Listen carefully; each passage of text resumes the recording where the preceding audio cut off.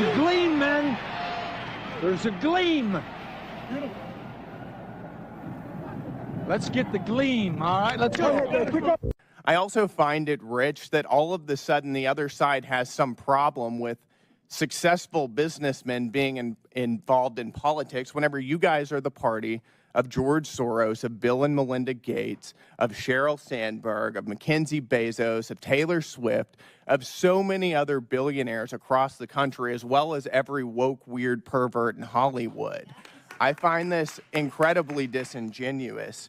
I think the reality is that the Republican Party under President Trump has a very clear mandate from voters, and you guys don't like it because voters rejected everything you stand for and every policy that you've shoved down the American people's throats over the past 4 years, whether it's open borders, a failing economy, raging inflation, this weird woke stuff that you guys have been shoving down our children's throats. And the voters rejected you and they welcomed our party. In the eye. Come on, hold your face up. Look at him. Let him see you. This is him. Look at it. What's your name? Tell us your name. Give me that ID again. You done fucked up now! What would you say you do here? Well, look, I already told you. I deal with the goddamn customers so the engineers don't have to. I have people skills. I am good at dealing with people. Can't you understand that? What the hell is wrong with you people? Hey.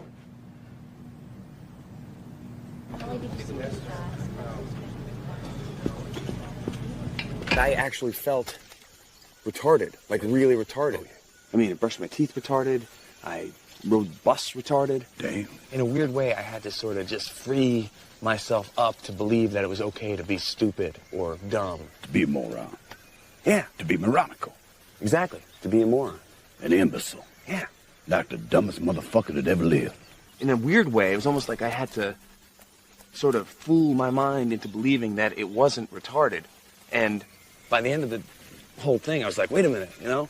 I flushed so much out, how am I going to jumpstart it up again? It's just like... Yeah. Yeah, right? You was farting in bathtubs and laughing your ass off. Yeah. You serious? You don't know. Everybody knows you never go full retard. What do you mean? You know any retarded war Rico heroes? is not a crime. It is a category. You went full retard, man. Never go full retard.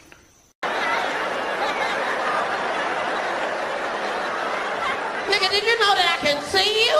But I know something about you. You went to Cranbrook. That's a private school. What's the matter, dog? You in Paris? This guy's a gangster. His real name's Clarence. And Clarence lives at home with both parents. And Clarence's parents have a real good marriage. Joey, just wondering, do you think people with Trump derangement syndrome know they have it? You're an idiot. And second question, did you steal Trump's haircut or did he steal yours? Because y'all got false narratives out there, and y'all should be ashamed of yourself. Y'all black. Y'all are black. And y'all sitting up here beating and attacking on a black woman that's in power.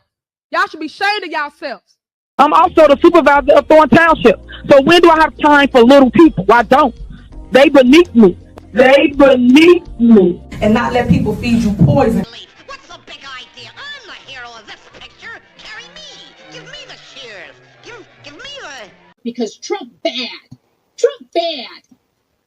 Who is the most masculine Democrat right now in America? Mayor Pete? Is that a gay joke? No. Mayor Pete. No. Well, no, it's just that he's not particularly masculine. Nobody's like, oh, Mayor Pete, he's a badass. Chuck Schumer? Is anybody like, hey, Chuck Schumer holding up an avocado and a beer to talk about the Super Bowl? Is anybody like, hey, that's a dude I want to hang out with? But Trump's like a grandpa. Well, hold on.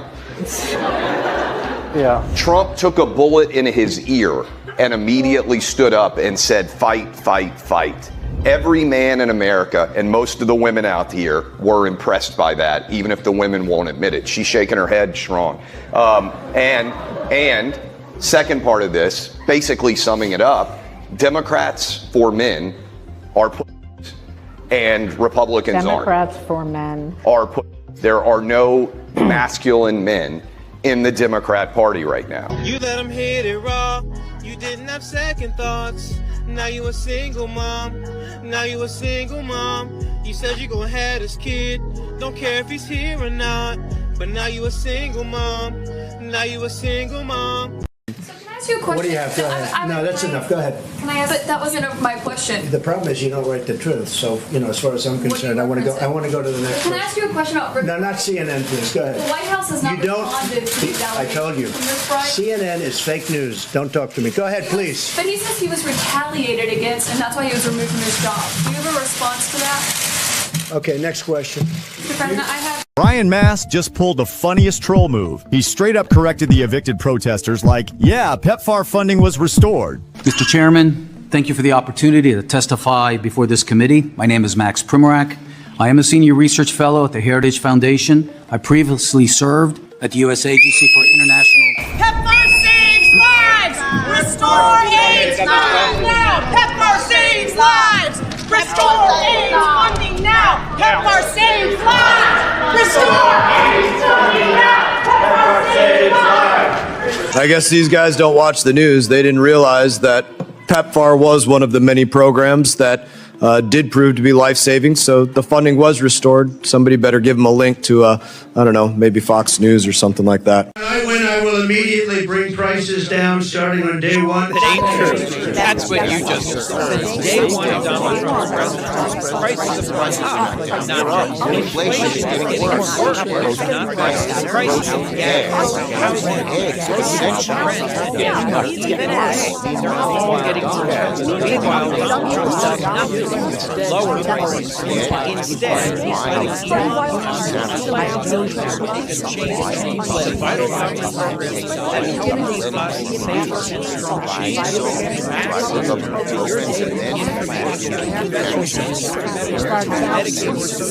Social Security budgets, tax dollars, health care, is finding thousands of essential workers.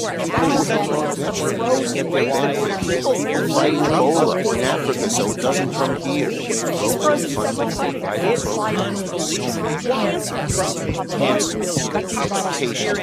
Payments to family farmers so much.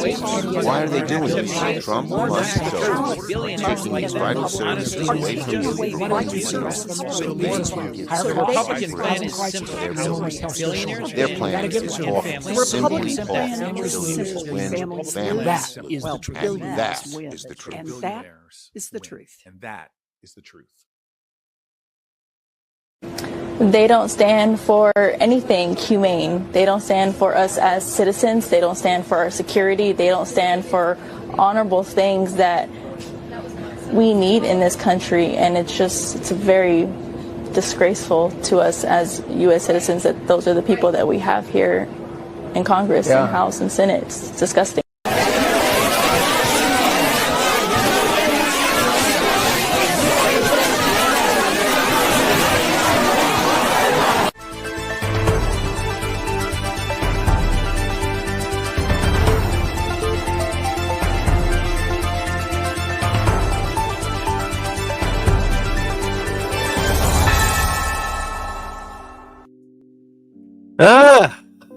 Good morning, good afternoon, good evening. How y'all doing? How you doing there, Lewis? Oh, discombobulated. Usually Mondays is my day off, but unfortunately I had to work Monday, and that's when we do our dual stream. And today did a lot of cleaning up in my home, and might as well get a stream in. Yeah. With my good friend here. Yeah, appreciate it. I was sick yesterday, so we didn't do the Cigar Lounge. So we're going to change the title of this up to, the Carolyn Leavitt sniper attack. What's going on, Jibba? Because everybody else is, they're doing their Tuesday things. As you can hear, I'm still a little bit under the weather, which is why we didn't go on Monday. Well, at least I didn't go on Monday. So, it is what it is. So let's life. That's what happens. Yeah, that's what happens, especially when you don't cut the heater on at night. You wake up sick as a dog. All right, so this happened today, here April 1st, earlier today. Carolyn Leavitt held another press briefing, and I swear to God, I love her press briefings because this woman is a true sniper, is she not? Yes, she is. All right, but let's hear what we're talking about. Let's jump right into it. Bull in a dress. How are we? Good. Good to see you all.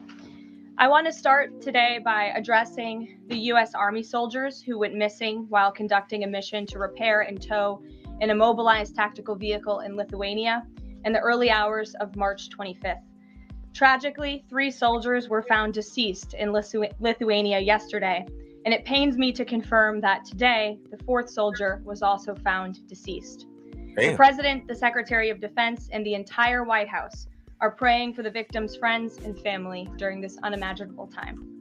This is another stark reminder of the selfless sacrifice of our brave military men and women who risk their lives around the world every day to keep us safe. God bless them. On another note, at our southern border, there is more massive news. Southwest border crossings in March fell to the lowest level in American history, down 94% from March of last year under President Biden. Hold that. They didn't say what the cause of death was. I know. I know. I heard her say that they died. They didn't say how they died. But then again, it's today. They probably wait until they get, well, you got to notify the families and stuff first, you know. You got people to notify. I gotta check out Rick Wiles now. See what's going on over there. See what he know. Yeah, because well, like we were saying in the back channels, like today, like I've been cleaning, so I've been I wasn't paying attention to no news today, so after the stream over, I'm gonna have to do a little research. All right. Let's see. 25th. Tragically, 3 soldiers were found deceased in Lithuania yesterday, and it pains me to confirm that today, the 4th soldier was also found deceased.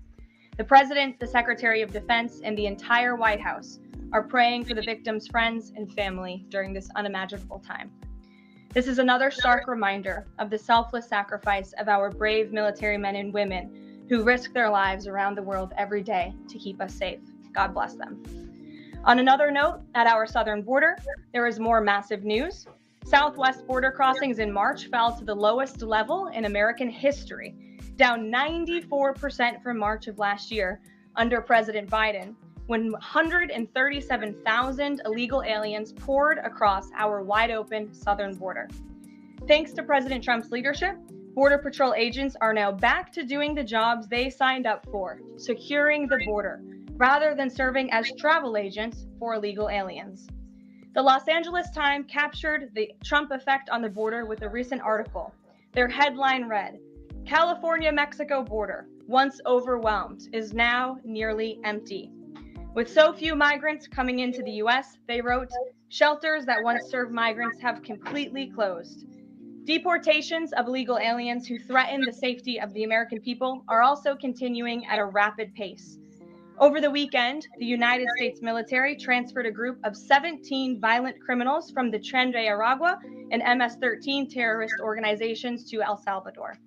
And an illegal alien who was released by the Biden administration into our country was just arrested in Georgia and charged with the horrific killing of Camelia Williams, a mother of 5 and grandmother. The suspect has now been indicted on charges of malice murder, felony murder, aggravated assault, rape, aggravated sexual battery, and necrophilia, which for those who don't know, necrophilia is a sexual obsession with a corpse. This suspect was ordered to be removed in July 2023, but the Biden administration allowed him to stay. This case represents the ruthless murderers, rapists, and pedophiles who Joe Biden and Democrats let into our country over the past 4 years through our southern border. They should have never been here in the first place. Keep this in mind the next time you see Democrats protesting future illegal alien removals from our country. President Trump is focused on fulfilling his greatest obligation, to keep the American people safe and to defend our country from violent invaders. Looking ahead. You know what I say? I'm going to keep saying it. For all these people that want to protest having these people removed, move them in with these people. Yeah. Like, well, they're going to move themselves in, like Miss Pink Jeep, you know. And first of all, before we proceed, thoughts and prayers to the servicemen that died, and thoughts and prayers to the latest unfortunate victim to this person, you know, the mother of 5 and the grandmother. Like, you know. Oh, yeah, hers happened 2 years ago. Well, a year ago. I would like, you know, I would like the proponents that defend this to tell that to the victims of these people. Like, for Christ's sakes, we have enough problems with our own criminals in our society. We don't need other countries' criminals. So, I mean, I'm pouring a drink right now. Johnny Walker Black, special edition, Squid Game label. We have enough problems cleaning our own house. We don't need trash from other people's homes. So, you sure? No, I'm not a hoarder. But they said, I'm not an antique, and I'm not Fred Sanford. I'm not an antique collector. So, but they said we have to have them. No, we don't. All right, you ready? Yes. Okay. Head to tomorrow, April 2nd, 2025, will go down as one of the most important days in modern American history. Our country has been one of the most open economies in the world, and we have the consumer base hands down, the best consumer base. But too many foreign countries have their markets closed to our exports. This is fundamentally unfair. The lack of reciprocity contributes to our large and persistent annual trade deficit that's gutted our industries and hollowed out key workforces. But those days of America, beginning tomorrow, being ripped off are over. American workers and businesses will be put first under President Trump, just as he promised on the campaign trail. The president's historic action tomorrow will improve American competitiveness in every area of industry, reduce our massive trade deficits, and ultimately protect our economic and national security. President Trump's economic vision is rooted in common sense. America will offer companies the lowest taxes, energy costs, regulations, if they make their products right here in the United States and hire American workers for the job. It's simple. If you make your product in America, you will pay no tariffs. We have already seen a number of the largest companies in the world respond to this economic approach. For example, Project Stargate, led by Japan-based SoftBank and US-based OpenAI, and Oracle, announced a $500 billion private investment in the United States-based artificial intelligence infrastructure. Apple announced a $500 billion investment in US manufacturing and training. NVIDIA announced it will manufacturing. And the Taiwan semiconductor manufacturing company TSMC announced a $100 billion investment in US-based chips and manufacturing. These are just a few of the investment announcements that have already been made, and it is clear that President Trump's America First approach is already working. In our new media seat today is Mark Halperin, the co-founder and editor-in-chief of Two Way, a new live video platform that builds communities around interactive conversations with leaders and content creators from every subject area. Mark and his colleagues welcome all voices into discussions that are spirited but respectful. They have over 37.5 million video views, over 3.6 million watch time hours since the platform began just last year. This is new media in its truest sense, allowing the people to ask questions, make comments, and be an active part of engagement on the most important issues facing the country and our world. With that, Mark, please kick us off and welcome to the briefing room. Caroline, appreciate it. I'll ask you a question about tariffs and then one from one members of our community about education. It's perceived by some that companies or countries, if they change their policies either before tomorrow or after tomorrow, can have the president alter what he's planning for that country or that sector. Is that a possibility? Well, the ultimate change for these companies and these countries, Mark, will happen when they decide to do business in the United States of America. And as I just laid out, they will face no tariffs at all if these companies choose to invest here in the United States and to move their production and their manufacturing here to the United States as well.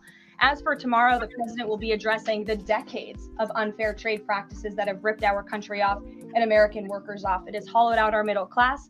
It has destroyed our heartland, and the president is focused on reshifting our global economy to ensure that America is once again the manufacturing superpower of the world. So if they do something today or later in the week that's a pledge for future activity, would that be good enough potentially to alter the policy? Again, the president has been looking at the very unfair trade practices of the past. Certainly, the president is always up to take a phone call, always up for a good negotiation, but he is very much focused on fixing the wrongs of the past and ensuring that American workers have a fair shake. So if someone calls after tomorrow and says, hey, I'm ready to make a change, he'd be open to that? The president is always open to taking calls. Okay. A question from one of our community members, Katie Reeves. All right, time out. Can we break that down real quick? Go ahead. Yeah, go ahead. This is what I try to get black people to. I call them liquids. Liquid. LIQD. Low IQ Democrats. Call them liquid. Capital letters. Trying to get them to understand that, first and foremost, change who you get your news from. Change who you get your news from. This is coming from the White House's Forbes News. Forbes News. If I don't do Forbes News, then I do the White House. The only time you see me use, You say something? No. The only time I use a different source, like maybe like Fox or something like that, is because they're the ones that are hosting the interview. Do you guys understand what I mean by that? Like when Eric Adams and Tom Homan was on Fox News, that was not hosted by Forbes or the White House. That was hosted by Fox. So yes, I'm going to cover it on Fox, but just because it's on Fox doesn't mean that it's not worth listening to, because they're actually doing an interview. You're getting what these people are saying from the source, which is their mouth, be it live or the whole taped interview. You get it right then and there. Whereas with CNN, MSNBC, The View, etc., they'll take little segments, chop it up, and say the most crazy, outlandish, ridiculous things in order to try to push a narrative. Like when Trump said when he was running that he was going to get out the criminal illegals, the rapists, the pedophiles, the drug dealers, etc., and that he was going to protect women whether they like it or not. What did CNN do? They just said Trump, they play, I'm going to protect women whether they like it or not. And what did the women say? He's being a misogynist. Like, are you kidding me? No, you're incorrect. It's misogynoir. Yes, diversity and find a commonality or left out details. Right. So I'd rather get it from the horse's mouth. And if it's something that I don't know, I mean, we got all types of AI programs. You got Google. By the way, has Google been acting funny? Like you'll type something into Google, it'll pop up for a hot second, and then it'll kick over to another server like Yahoo or something. Not with me. That's been happening with me a lot. Oh, I've been having a thing with Google reading my fucking mind. Like where I be thinking something, not speaking it out, because you know your phones listen to you. I won't even speak nothing out. I'll be thinking about it. And then when I go to the search bar, you know, the stuff pops up like, what the fuck? Well, you know, you got that chip in your head. What's up, baby? Hey, what's going on? You know, Lewis got a chip in his head from the military. Not surprising. Yeah, that's why I'm so insightful. You said I don't use Google for search. Well, a good search engine to go to is DuckDuckGo. They got a VPN. I've been hearing that. I think I will start moving with DuckDuckGo. Because I have DuckDuckGo on my phone. Yeah, I think I'll start going with them. Getting back to what I was bitching, moaning, whining, and crying about. The source where you get your information helps you out a lot. Because you can go with a biased source, a biased Democratic source, or you can get it straight from the horse's mouth. That way you can make an educated decision. And like Jibba Jabba said, like Trump brought back segregation with the executive order. I've heard that. And I'm like, how? The truth of the matter is that because he hurt their feelings. Because he hurt their feelings. Right. But the truth of the matter is that nobody's special anymore. Not the trans, not your black self, okay, not liberal, lesbian, white women. Okay. If you're not special needs, then you're not special. And we're not going to run around giving people a bunch of lobotomies in order to accommodate special needs folks. You say do a search on YouTube and Amazon will pop up those items. So I use DuckDuckGo. And I wonder why all those inflatable dolls came up when I went to Amazon to order some things. Oh Lord. But I digress.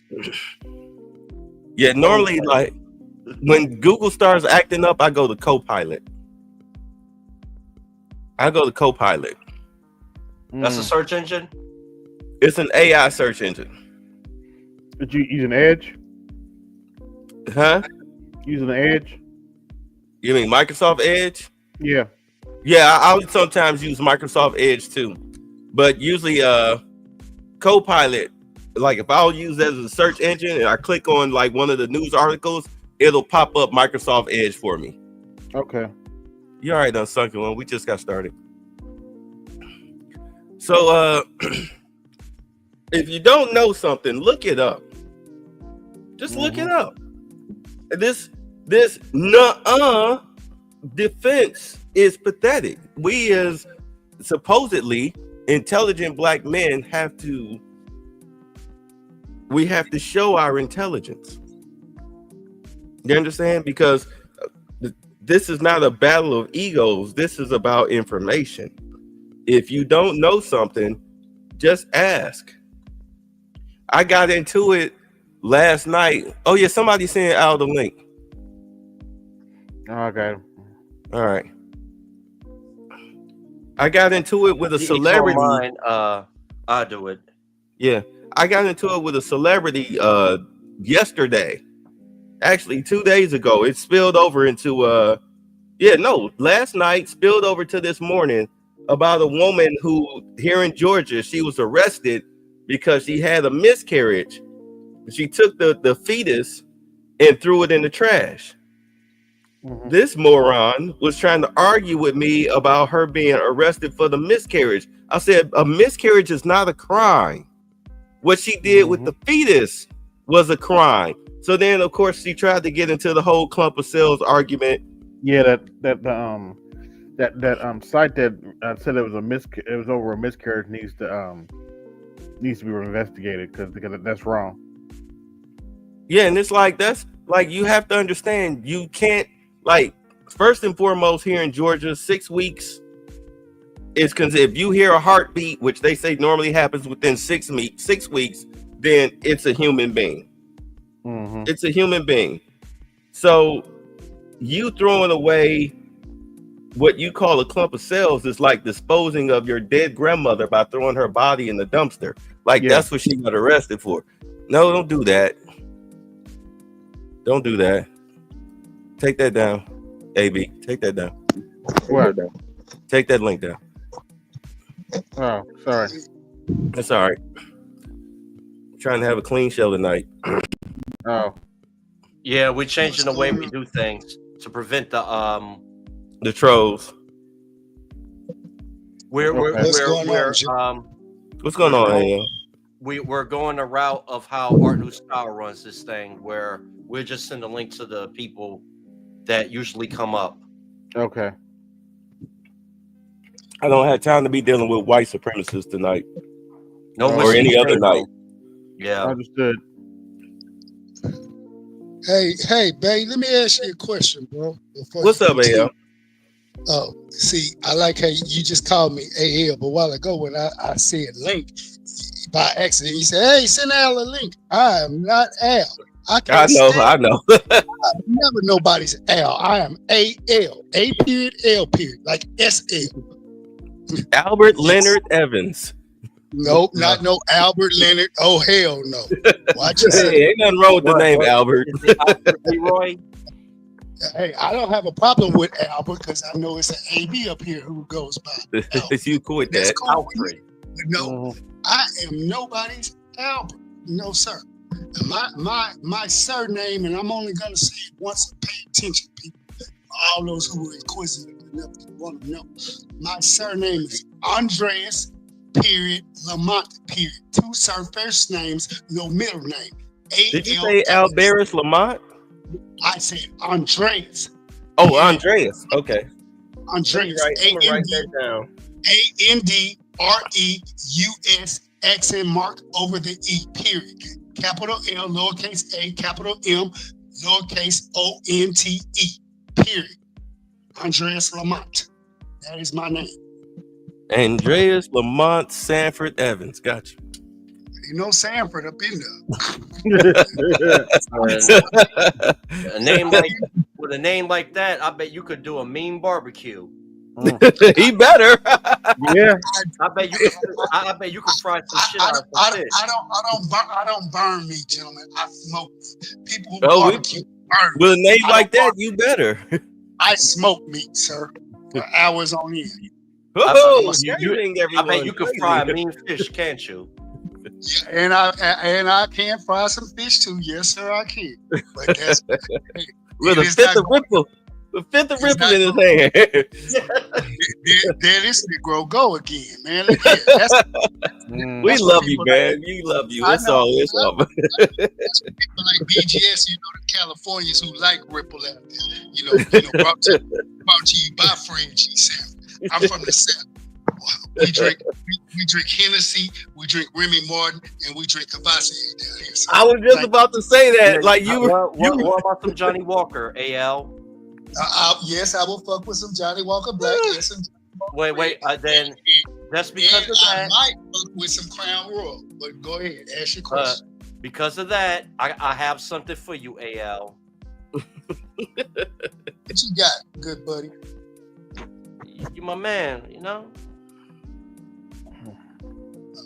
Okay, but hey, before you send me a shot, you need to send a shot to the birthday boy. He needed more than I do. I sent that to the birthday boy last night. Champ Pimple. That was a good story. Hey, I was thinking AL remind me of George Wallace in the Cosmic Slop when the aliens was gonna take him. It was like, I don't care where we go, like long as I take my clippers and my fuck y'all made me forget the line.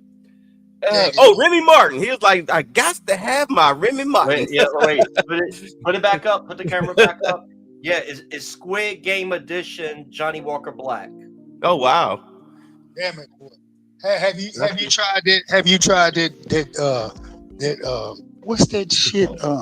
Not Johnny Walker.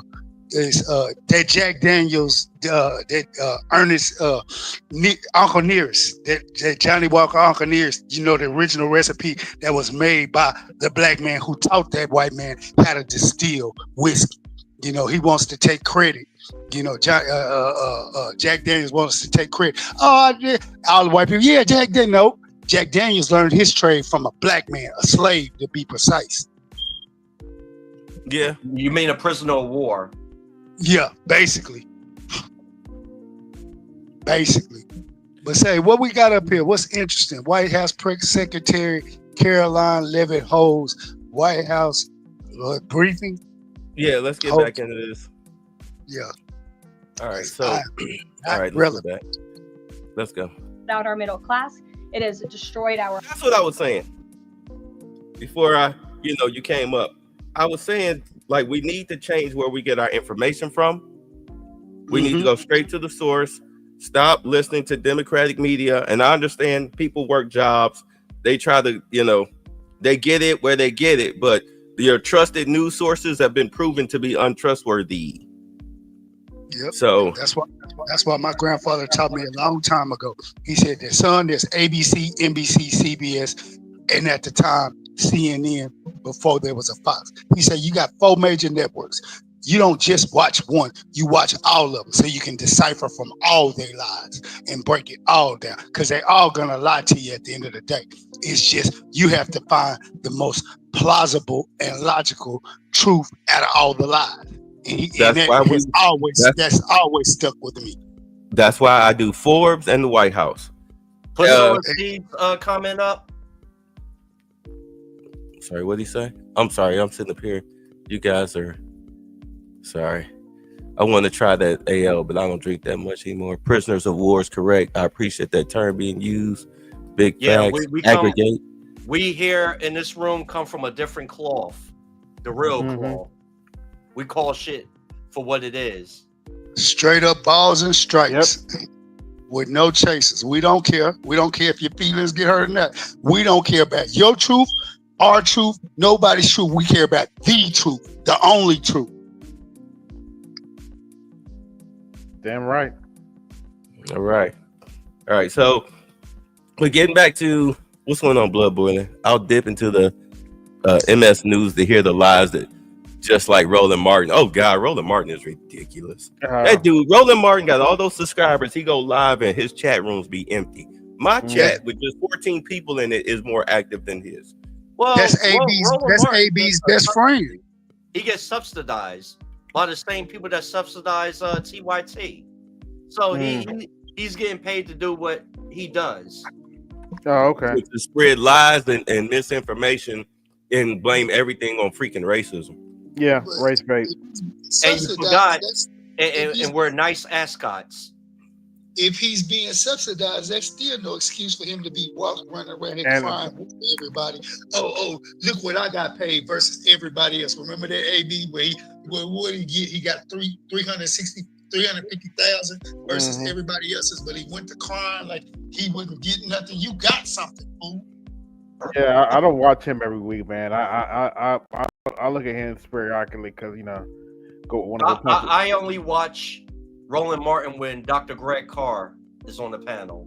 Okay. He's the only legitimate man up there worth his salt. All the rest of them are just talking whiny ass heads. Yep. So, getting back to this whole tariff situation, a lot of people don't understand exactly the good that the tariffs are about to do for this country. They don't understand that the gold card, you got people thinking that the gold card is for the $5 million gold card is for people. It can be used for people, but it's mainly aimed at corporations that want to come here to the United States to do business to avoid paying the tariffs. People think that the tariffs are going to make goods expensive. Some goods, yes. Actually, a lot of goods, yes. But companies that cannot afford the tariffs, they would go out of business if they kept their corporations overseas, as to opposed to open up a plant here in America, like a subsidiary. They're buying the gold cards and moving here. Are we all on the same page? Do we understand? Yes. Okay, so they're buying the gold cards and moving here. That's bringing thousands, tens of thousands of jobs into America, be they blue collar or blue collar and white collar. Let me get that straight. So you're talking about truckers, warehouse workers, office workers, construction. Yeah, construction, because they're not, apparently, from what I'm understanding, from what I'm hearing, they're not letting these people just lease old buildings. Remember I was saying that I would go and get the factories that are already there in my city or town and try to get them to come in there? Apparently Trump is like, no. You build from the ground up. Do you all understand here? Yeah. Build from the ground up. That means construction companies all across America are about to get some serious business. I was wondering why my U.S. Steel stock kept going up and up and up. It seemed like it never had a bad day. So this is what's going on. Just like she was saying earlier in the show, earlier in her press briefing, she named a couple of businesses. I'm gonna have to go back and rewatch it because I was too slow on the draw to write them down. But she was saying that some of the businesses, I know Apple and Nvidia already have stock in those, but there was two more that she mentioned that I need to write down and take a look at to see where their stock is going, because corporations that are coming in, they're using those people. Or they were companies. It was two companies that were coming here, huh? Well, the one when I was, I'm not going to mention the site here. I'll put it in the back chat. All right. When she talked about the Japanese invested $500 billion, what they're planning on doing is building a totally automated factory with robots.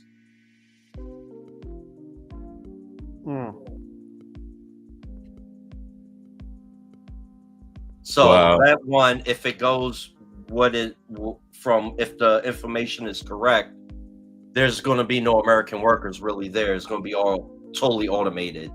But I have to do some more research on it. But just wanted to put that out there for the sake of conversation. No, that's good. That's good. Do it. Do it. So the jobs are coming. All these people that were bitching, moaning, whining, crying about getting fired from the government. Well, jobs are coming in. You need to apply, especially if you're a white collar worker, because you already know the systems. You already know the Apple systems because that's what the government uses. All right. You already know Nvidia because that's what the government was using. All right. You should be all you have to do is just go through their training.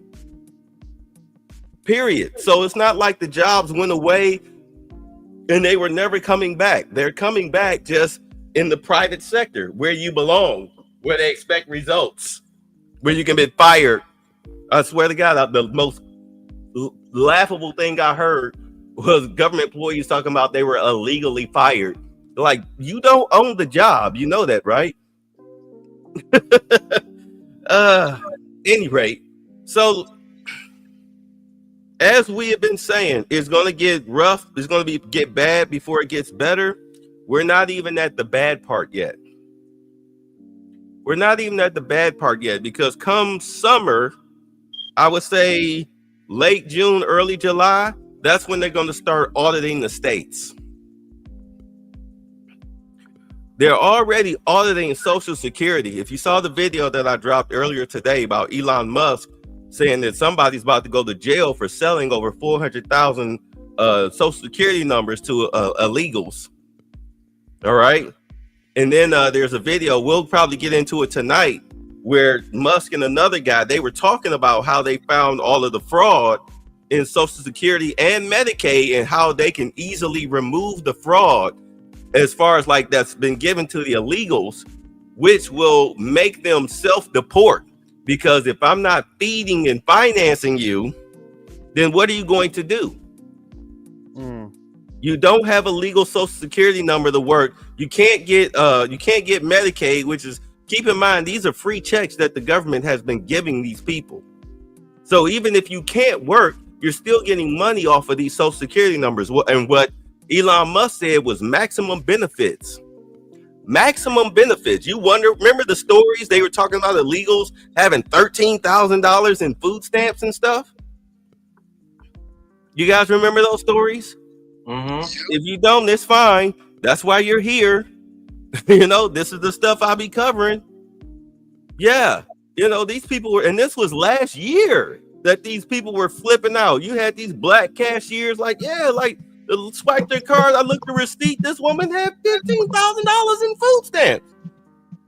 Yeah, so don't. I could give you endless stories throughout the past 15 years in the industry that I'm in, where you have people that's driving Mercedes Benzes, that own apartment buildings, that have thousands of dollars in cash and thousands of dollars in food stamps. What's up, Snow? Yeah, it's ridiculous.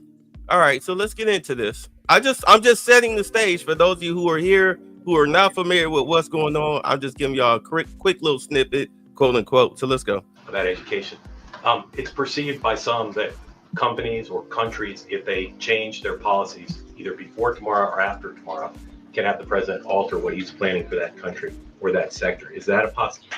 Well, the ultimate change for these companies and these countries, Mark, will happen when they decide to do business in the United States of America. And as I just laid out, they will face no tariffs at all if these companies choose to invest here in the United States and to move their production and their manufacturing here to the United States as well. As for tomorrow, the president will be addressing the decades of unfair trade practices that have ripped our country off and American workers off. It has hollowed out our middle class. It has destroyed our heartland, and the president is focused on reshifting our global economy to ensure that America is once again the manufacturing superpower of the world. So if they do something today or later in the week that's a pledge for future activity, would that be good enough potentially to alter the policy? Again, the president has been looking at the very unfair trade practices of the past. Certainly, the president is always up to take a phone call, always up for a good negotiation, but he is very much focused on fixing the wrongs of the past and ensuring that American workers have a fair shake. So if someone calls after tomorrow and says, hey, I'm ready to make a change, he'd be open to that? The president is always open to taking calls. A question from one of our community members. Katie Reeves is a school teacher in Wisconsin. She's taught K-grade in public, independent, private, and private schools. Here's what she wanted me to ask you. She says, I see the elimination of the Department of Education as an excellent first step in the improvement of our school system. Do you see any further role the federal government can take beyond this, possibly in promoting the expansion of voucher programs or reducing the influence the teachers' unions hold over our schools? Well, first of all, I want to thank Katie for her service to our country and our nation's children. Being a teacher is the most noble profession that we believe one can have. And the president said in his remarks when he signed the executive order to dismantle the Department of Education that he loves our teachers. And in part, this order is to empower our teachers to have greater decision making in the classroom. Nobody knows our nation's children and our students better than our teachers who are with them every single day. As for the federal government's role, to get to the heart of Katie's question, the president has made it clear to Linda McMahon that we need to find other places within our federal government for critical programs regarding education. Pell Grants, Title IX, lawsuits, etc., civil rights lawsuits, all of that are critical functions. Special needs programs, nutrition programs, but there are other places throughout the federal bureaucracy where those things can happen and work. The Department of Education has been a very bloated bureaucracy. We spent trillions of dollars on this department, and for what? Our children are worse off as far as education goes today than they were when this department originated, and that's very concerning to the president. So, the two issues she cited are those priorities for the president: school education choice, vouchers, and diminishing the role of teachers' unions. The president is very supportive of both of those things, particularly when it comes to school choice. He has said that school choice is the civil rights issue of our time, and he wants every child, regardless of zip code, socioeconomic status, how much money their parents have, to be able to go to the school of their choosing that best suits their educational needs. And he is going to empower state and local leaders to make those decisions on behalf of our nation's children. Thanks for being here, Mark. Jeff.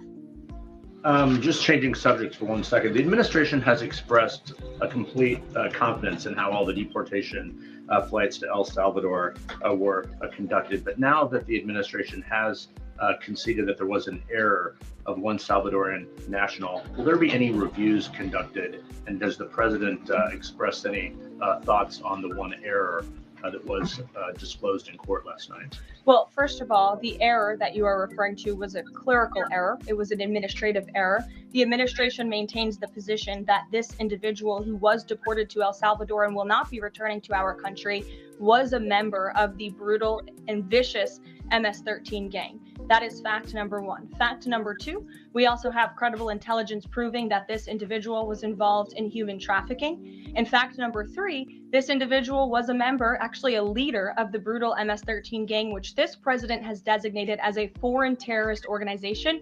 Fact number four is that foreign terrorists do not have legal protections in the United States of America anymore. And it is within the president's executive authority and power to deport these heinous individuals from American communities. It is a promise he campaigned on. It is a promise he is keeping.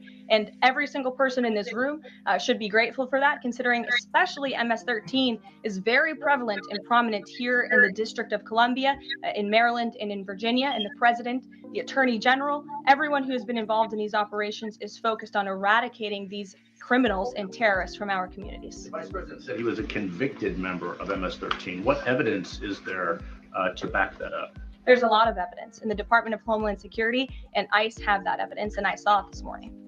Steve. So apparently what happened was some gay barber or whatever, he's an illegal, but he got deported to South America. He's not, as far as, he got deported along with Trende Alagre. He was treated as a Trende Alagran.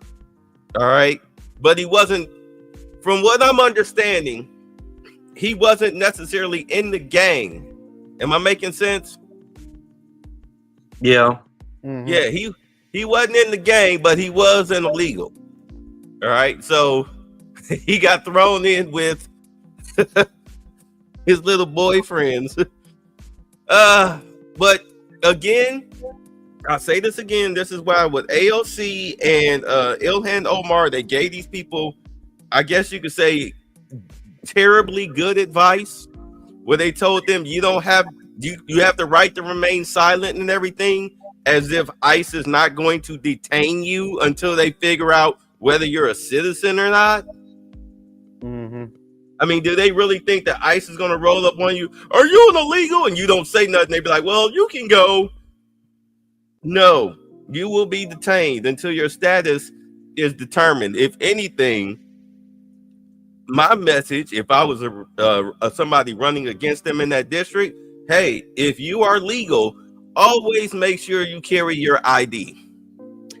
Always carry your ID. Do not, it's like the American Express card. Don't leave home without it. You'll find yourself having two guys pushing your head down, walking you into a plane.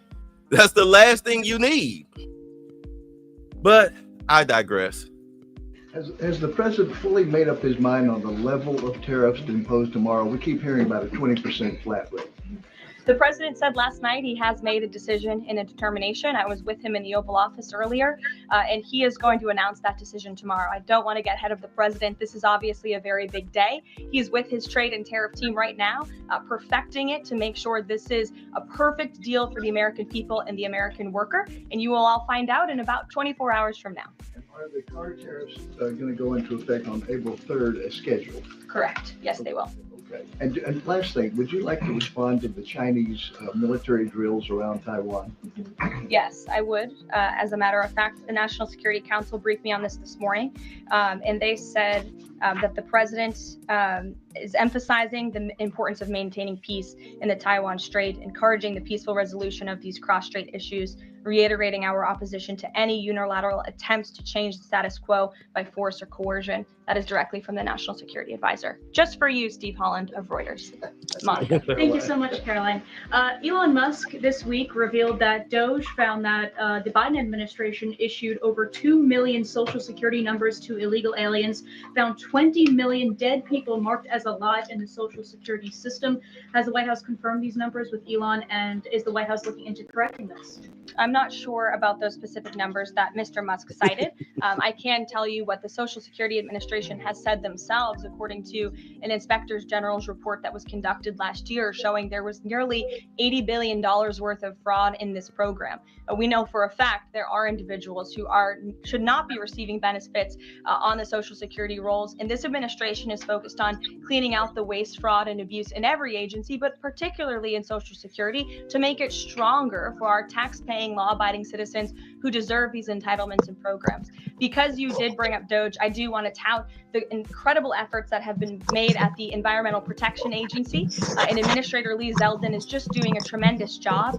Just yesterday and today, it will be going into effect. He announced that taxpayers will be saved $8 million in annual lease costs by moving staff out of the 323,000 square feet of space that the EPA currently occupies, which is completely unnecessary.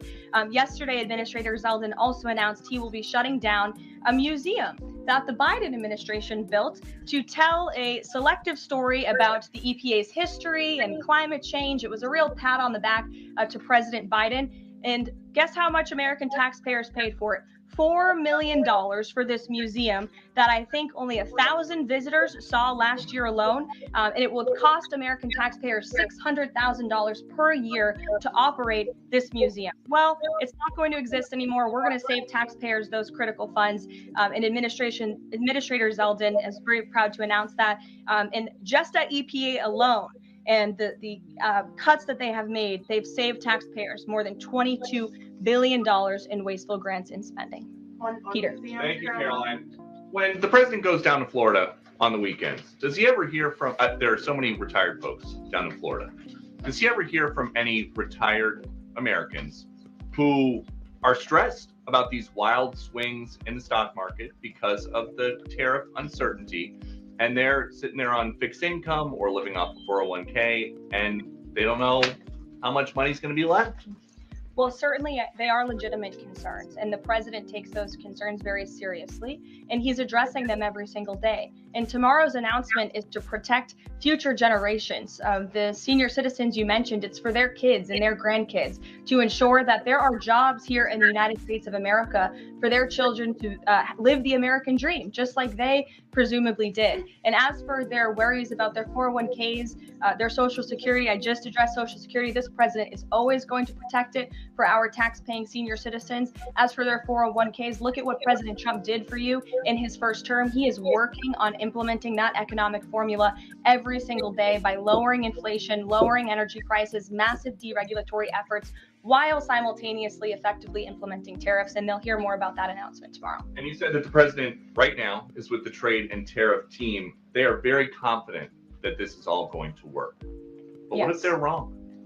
They're not going to be wrong. It is going to work. And the president has a brilliant team of advisors who have been studying these issues for decades. And we are focused on restoring the golden age of America and making America a manufacturing superpower. And again, Peter, I would point you to the investments that have already trickled into this country. And the president hasn't even made his tariff announcement yet tomorrow.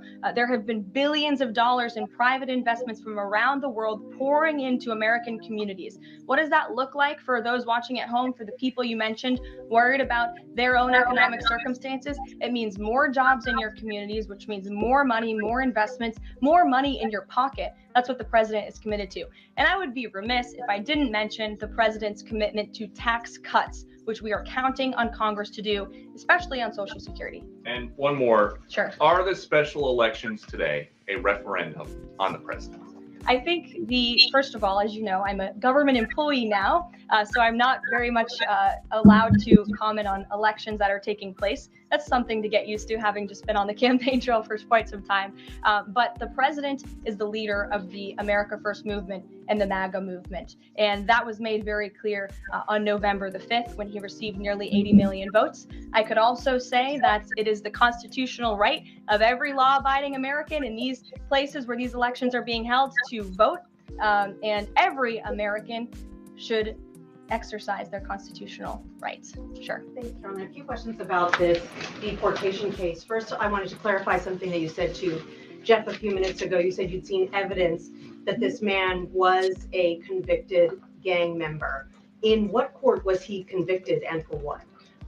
This individual was an MS-13 ringleader. This individual was also engaged in human trafficking. And I'm glad you brought up this point again, because I would like to point out that if you just saw the headline from the insane failing Atlantic magazine this morning, you would think this individual was Father of the Year, living in Maryland, living a peaceful life, when that couldn't be further from the truth. They didn't even mention in the title of that article or even in the first paragraph that this individual is an illegal criminal who broke our nation's immigration laws.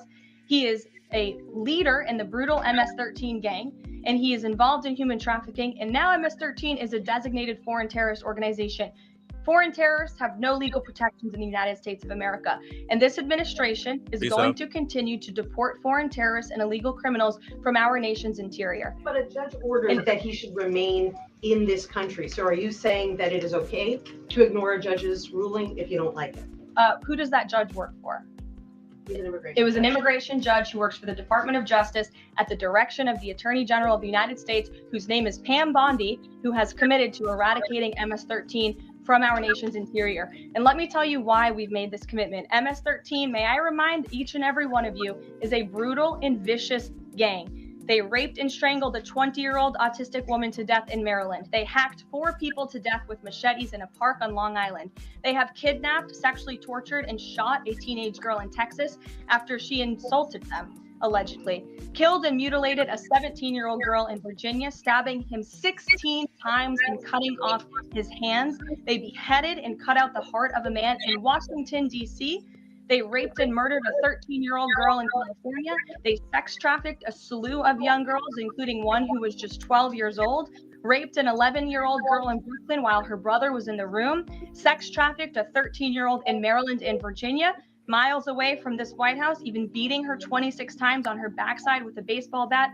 Pressured homeless New Yorkers to undergo unnecessary surgeries such as spinal fusion in order to bolster their fraudulent lawsuits. These are vicious criminals. This is a vicious gang. And I wish that the media would spend just a second of the same time you have spent trying to litigate each and every individual of this gang who has been deported from our country as the innocent Americans whose lives have been lost at the hands of these brutal criminals. We maintain our position, and very strongly so. Jennifer. Paul, go ahead. I did. That is a mic drop right there. And also, I remember it was it's almost 20 years ago. If it's 20 years ago on a dot, it was, if I'm correct, it was 1 black male and 2 black females were killed in Newark by MS-13.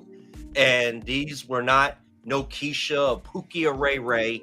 These were straight as it comes, straight arrow, young men and women that would have been a valuable assets to our community today if they were alive, and they were killed by MS-13. Their untapped potential was taken away. And that was a big thing around here when that happened. They, if you don't know, they make Bloods, Crips, and Latin Kings look like Casper the Friendly Ghost. And when they're in prison, nobody fucks with them because they operate on extreme violence. But you know, Jasmine said that they're not illegals.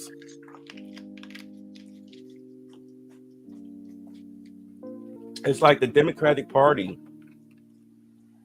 and mainly it's the ignorant, the most ignorant of the Democratic Party, feel that we should give these people a chance to live in America. But I mean, understand that the whole reason why they're trying to do that they're really trying to destroy America from within. That's been a mandate that had been issued in by George Soros and BlackRock. Because look at what's going on with all of the other countries that are under the crown. Look at the whole EU. Look at the whole EU. They're going through worse than what we were going through. I mean, they're literally locking up their own citizens just for posting. This broadcast that we're doing right here would be considered criminal. We would serve years in jail for this.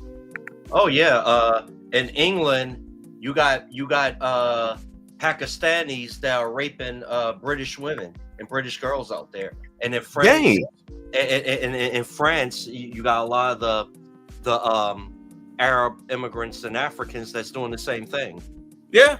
And when the people have the audacity to speak out, the government drops the hammer on the citizens.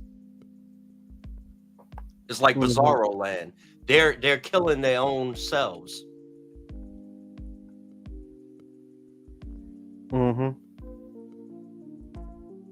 That's how a empire falls and a culture. I'm not, with me speaking about England and France, from a human, I'm talking about it, but as a Black person, I see it as karma coming back to them. But for conversation's sake, it is a learning tool. You could see that what can happen to you. And we all have our gripes here in America. Yeah. But at the end of the day, we're still affected by what happens here. Yes. And you got enough trouble dealing with white supremacy here. The beast knocking on your fucking head. We don't need other groups coming in doing the same thing. So, but I digress. Go ahead, babe. No, you're right. You're right. I mean, we got lucky because, I mean, had they have assassinated Trump, we'd have been in the same position. They were already trying to take away free speech. Remember, they were shutting down social media sites. You couldn't even post certain memes with Leonardo DiCaprio. You couldn't even do that. Your channel would be taken down if you talked against the two jabs and the uppercut. Yep. Yeah. Especially with that, and when it was founded out that the government was pressuring these social media sites to do it. So that's why they're defunding NPR. I mean, they was wow. What you about to say? I didn't say anything.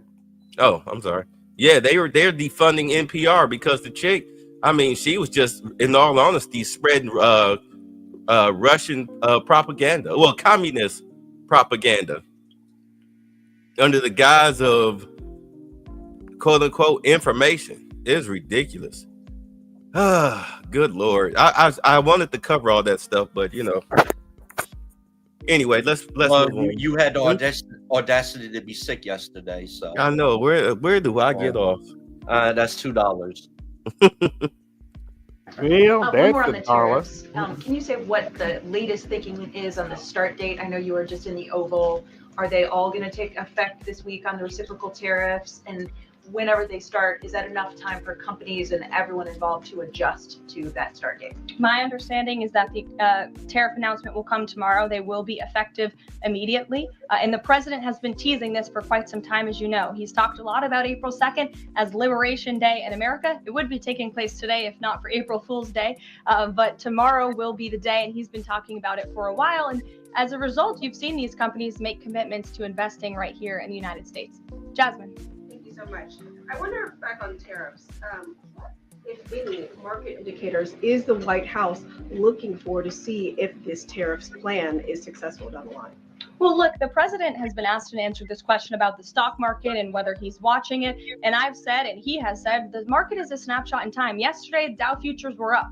And there's been a lot of talk about the market, and it was up yesterday. So look, the president wants to ensure that all Americans make out well, particularly Main Street. That's the focus of these tariffs. But as I've said repeatedly, just like they were in his first term, Wall Street will be just fine. Shelby. Thanks. A bipartisan pair of senators sent a letter to the president today arguing that the recent strikes in Yemen are emboldening the Houthis and saying that Congress has not authorized war against them. Is the administration planning to consult with Congress at some point or going forward regarding the strikes, and any response on the letter? Well, I would absolutely reject Congress's claims. Who made those claims in Congress? Senator Jeff Merkley and Rand Paul.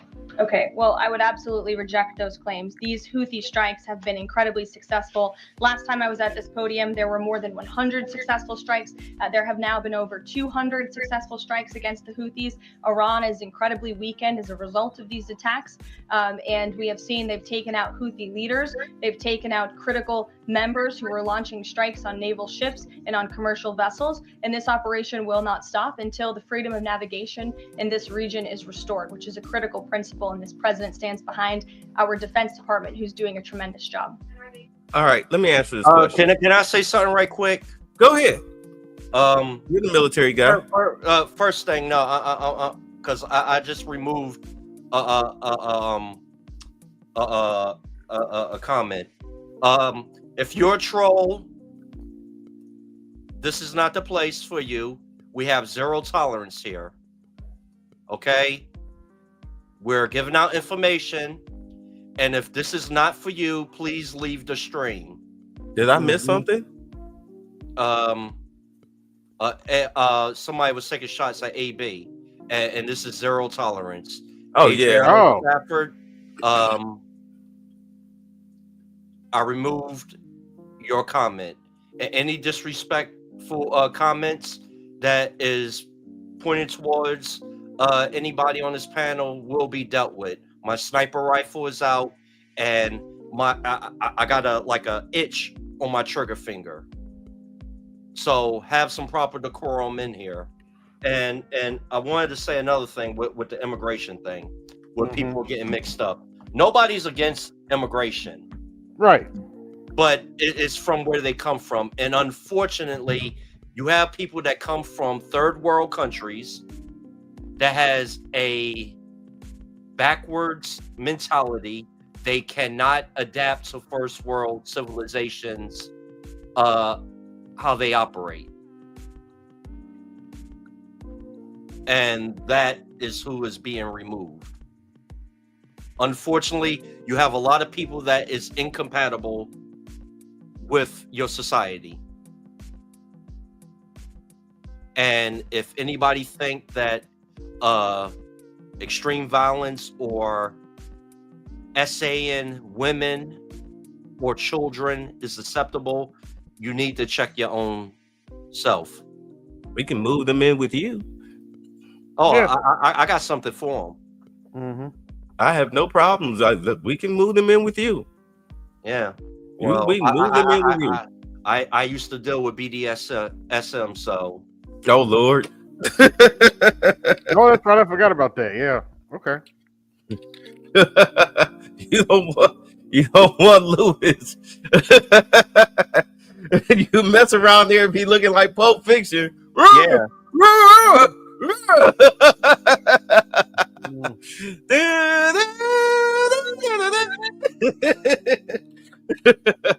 All right, let's get back. Let's get back, because I'm watching the press conference. I'm not watching the chat. That's why I'm not posting the comments so fast. So yeah, I didn't know all that went on. All right. No, I'm monitoring it, and I'm monitoring all channels. Okay. And you better be careful with what you type in this chat room. It's a total dictatorship here. There is no tolerance for effery. Not today. All right, let's go. Is the White House going to confer with Congress going forward on this? I would have to ask our team here at the White House, but the president is well within his authority, as is the Secretary of Defense. Again, these are defensive strikes. The Houthis have been launching attacks on U.S. naval vessels and commercial ships for quite some time. Go ahead. Caroline, Yeah. The pause on the Canadian and Mexican tariffs, the fentanyl tariffs, that's set to expire tomorrow. Is the president considering extending that pause? Look, I will let the president speak on the specifics of the tariffs tomorrow. But as for fentanyl, we have seen this has certainly caused a national security crisis here in the United States. Fentanyl continues to be the #1 killer of young people in this country, and the president is very much focused on that. Deanna. Thank you, Caroline. The president recently signed an executive order on making D.C. safe and beautiful. On the campaign trail, he talked about making New York great again. Does he have any plans on establishing a similar task force? Has he been pressuring Governor Hochul in any way in his conversations about New York and lowering crime? Well, he has been in correspondence with Governor Hochul quite a bit on the issue of crime, also on the issue of congestion pricing, and so many other issues that are facing New Yorkers. And he wants New York to clean up their streets just as he does here in Washington, D.C. He also speaks to Mayor Adams as well. So he's engaged with state and local leaders across the entire country to ensure they're doing their part to help American citizens in each and every state, regardless of if it's a red state or a blue state. A question on Russia. Yesterday, the Russian government said that their new goal is 160,000 conscripts for the war. Has the president seen that number? And does he have any response given his recent conversations on peace talks? Well, I can tell you what the president said last night, and that is he is frustrated with leaders on both sides of this war. He wants this war to end. There are men that are dying on both sides, and it's been going on for far too long. Our team continues to be engaged with the Russians as we are with the Ukrainians, and the president continues to be very, very much engaged on this topic every single day. Caroline? Sure. Caroline, the president said over the weekend that he couldn't care less if prices went up on foreign cars because people buy more American cars. There's been consensus from a lot of economists that these tariffs could raise prices on other goods as well. Is the president comfortable with Americans on Main Street paying more because of these tariffs? The president is doing everything he can, and this entire administration is doing everything we can to bring down the cost of living in this country. An inflation mess that was fueled by the previous administration's reckless spending, overburdensome regulations that this administration is focused on slashing every single day. I just read you a statistic just from the Environmental Protective Agency alone. We're saving taxpayers money that's ultimately going to drive down inflation, and we're unleashing the might of our energy industry, which will bring down prices as well. To the heart of your question, because this is very important to the American people, you should trust what this president did for you in his first term. He effectively utilized tariffs while driving down inflation. It was a record low 1.4% when he left office, and he's focused on getting back to that. It's unfortunate the previous administration left us in this mess. Sure. Representative Anna Paulina Luna left the Freedom Caucus over there, left support for a bill that would allow new parents to proxy vote around 12 weeks around the birth of their baby. Does the president support that bill? I'm not sure. I haven't actually talked to the president about that bill, but I certainly can and can get a take on if he supports it or not. Thank you. And one more. The DC Circuit ruled last week that the president can fire holdover Biden appointees of independent agencies. Will this ruling empower President Trump to dismiss more federal employees? Well, the president has given the responsibility to his cabinet secretaries to hire and fire at their respective agencies, and they reserve that right. You saw the Secretary of Health and Human Services announced more layoffs today. This is all part of the administration's effort for a mass reduction in force in the federal bureaucracy here in Washington, D.C. to save American taxpayers money. As for agencies within the president's executive authority, the president retains that right. And we've seen there have been bureaucrats at some of these agencies that have been trying to act independent. They need to remember who they work for. It's the executive of the executive branch. You look at the United States Institute of Peace, for example.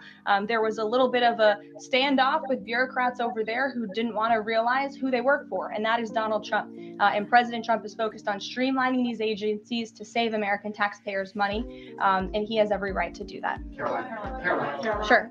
Go ahead. Thanks, Caroline. Yeah. In Gaza, the bodies of 15 rescuers have been found in their sort of ambulances where they were apparently killed by Israeli forces. Just wondering if the White House is going to be calling on Israel to investigate that and to try and avoid similar casualties involving rescue workers in the future. Well, as for the specific situation you just mentioned, I'll talk to the president about it and our national security team. What I can tell you is what I've spoken with the president on. He very much remains committed to backing Israel. And it was only because of this president and his team's leadership that we had a temporary ceasefire in Gaza, that we were able to bring many hostages home. And the president made it very clear to Hamas, you get the hostages out, all of them, or there will be hell to pay. And Hamas is certainly witnessing what it feels like for all hell to be paid, and the president supports Israel's right to defend itself. Any progress at all on a ceasefire at the moment as far as the president's concerned? The president and his team continue to be engaged on this every single day. Sure. Go ahead. So I'm just wondering, related to that, if you have an approximate date for the president's first foreign trip. I think there was a little confusion yesterday about what month he was talking about. And then will he need a ceasefire to be in place or closer, either in Gaza or in Ukraine, before that takes place? The president will be heading to Saudi Arabia in May. As for specific dates and details, we will be reading those out to you as soon as we possibly can. I know our teams are working on the details of that trip. And then again, as for a ceasefire, the president's made it clear that's what he wants to see in Russia and Ukraine, and his team continues to be engaged on it every day. Kelly. Signal, you said case closed yesterday. As that case was closed, do you have anything that you can share about what was learned, how this can be avoided in the future, any sort of findings from that investigation? The case is closed and the president continues to have confidence in his national security advisor. Yes, Kelly. Kelly. Caroline. So Sorry, the president has said, Ed, I'll come to you after. The president I'm said, glad you're so eager to ask the question. It's Liberation Day. Yes, it is. Caroline, the president has said foreign Tomorrow. countries and companies will eat the cost of tariffs. In his speech on Inauguration Day, he said, quote, instead of taxing our citizens to enrich other countries, we will tariff and tax foreign countries to enrich our citizens. Right. So then why did he have to tell the domestic automakers not to raise prices? Well, that was a private conversation that was had. I'm not sure if that comment was made or was not made. But as for what the president said in his Inauguration Day speech, he's absolutely correct. A tariff will be a tax on these foreign nations, these foreign companies. And if they want to be absolved of that tariff, then they can come here to the United States of America to do business, bring their jobs here. Edward, go ahead. Pause that. Canadians have been negotiating with. And one of the examples of that, a few years back, Toyota, they opened up a plant in Tennessee, if I'm correct, and I think Volkswagen also opened up a plant in the Midwest. So, okay, yeah. But I know for a fact with Toyota, they came here. In Indiana, they came here. Yeah. Okay. And guess what? Toyota was one of it toppled one of the big three. With Americans purchasing their vehicles, and they opened up plants and they hired Americans to work there. So, what's wrong with that? You have a Japanese company that opened up auto plant, like, hey, Americans love our cars, so we're going to produce them here in America. Yeah, but the Democrats didn't say that you could like it or not. They told you not to like it, so therefore you have to hate it. You know, that whole mantra of you will own nothing and be happy. Yeah. You ready? Yes, sir. All right, finish it off. The Commerce Secretary over the trade, the tariffs. How many companies are mutually talking with the U.S. countries are mutually talking with the U.S. to lower tariffs? I don't have a specific number, but I can tell you there have been quite a few countries that have called the president and have called his team in discussion about these tariffs. But again, there's one country the president cares most about, and it's the United States of America, and doing what's best for the people who elected him to this office to restore their jobs, their wealth, and their prosperity. I'm looking at the clock. I have a hard out today. I have a hard out today because I'm actually heading over to the State Department with the First Lady of the United States. She will be delivering remarks at 1 o'clock this afternoon at the 19th International Women of Courage Award ceremony with our great Secretary of State, Marco Rubio. That starts at 1. This is the 5th year Mrs. Trump is participating and standing with brave women leaders who embody American values abroad. And the First Lady in her remarks today will highlight the profound connection between the love and courage that will be shown by this year's honorees. I encourage everybody to... Anyway, so this is what I wanted to show y'all. This comes, of course, from a liberal hive mind concerning Give him a social like. security. Give him a like. Who? Liberal hive mind? I know we do. No, I'm talking people that watching. Oh. and if you can, in the comments, Tell them we sent you there. Just big me. Before NAFTA, Volkswagen was in Newsstand, Western Pennsylvania. All the rabbits were produced there. It was a good paying job. Oh, Volkswagen Rabbit back in the day was a good car. Yeah. A good starter car. So here's what Elon was talking about with Social Security. You'll notice there's a strange trend here. How many Social Security numbers were issued? Let me tell you what happened here. We started at the top of the system, mapping the whole system of Social Security to understand where all the fraud was. And there's a lot of great people there that showed us really a lot of waste. And so that came up with a big list of stuff they're working on. You've heard some of that already, but this is what jumped out at us. When we saw these numbers, we're like, what is this? In 21, you see 270,000 people, goes all the way to 2.1 million in 24. These are non-citizens that are getting Social Security numbers. Yeah, this is a mind-blowing chart. Yeah, this literally blew us away. Like, we went there to find fraud, and we found this by accident. And this isn't political, by the way. My parents are immigrants. This country's been great to us. My brother and sister all born in Spain. I'm pro-legal immigration. This is not political. This is about America and the future of America. And there are a lot of good people in the system that pointed this in this direction. I want to honor them right now. That work in the government today, who took risks to show us these numbers and tell us what's going on. This number, what this is when you come in the country, if you're illegal, there's a couple ways to come in. You come in through a port of entry, and you can tell them you're afraid, and they'll give you an asylum case. You'll get an interview, then you get in. That's one way to do it.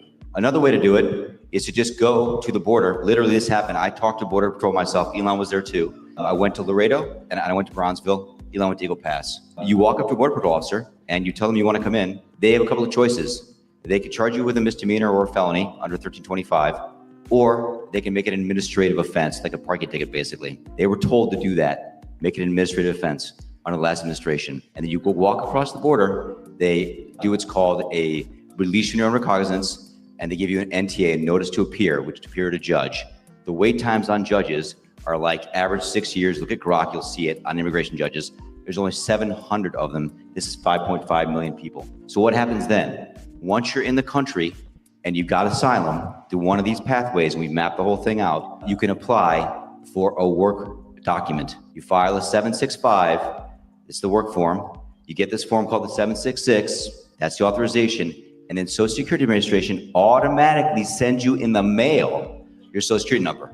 No interview, no ID. Just reiterating, people sometimes think that under the Biden administration that he was simply asleep at the switch. They weren't asleep at the switch. It was a massive, large-scale program to import as many illegals as possible, ultimately to change the entire voting map of the United States and disenfranchise the American people and make it a permanent, deep blue, one-party state from which there would be no escape. Look, if I hadn't seen this myself, I'm not sure I'd have believed it. I went through it myself and mapped it, and Elon is right.